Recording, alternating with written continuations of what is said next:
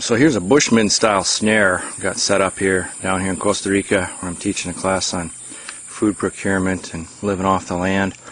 Got a bunch of these types of snares set up, and static snares and deadfalls, going over different ways of feeding yourself. And it comes from Africa. This particular design is used for birds and that kind of thing.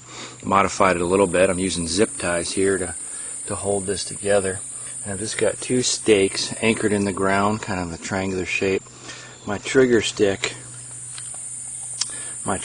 is right here, bait stick's right here, and then this is a snare tied off of the 550 cord, which loops all the way up to the top of this pole.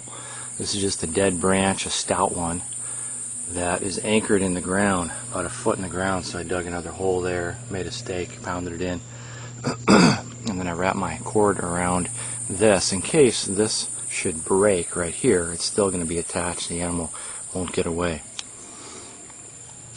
And then down here I've got my 550 cord. I've also got this stick here in the ground, and then my trigger stick is right here. I'm sorry, trigger's here, bait stick's here. Animal steps on there, so this could be a snare set up on a run that's unbaited, or the animal puts its head in there, goes to grab this, and it gets sprung. And that's that. So, nice setup. This took about 20 minutes to make. You need some good soil to pound those stakes in. I've also just done it with a single stick, angled even more, and then the trigger set up under it. The force is coming from that direction. But yeah, good trap. Play with it. Check it out.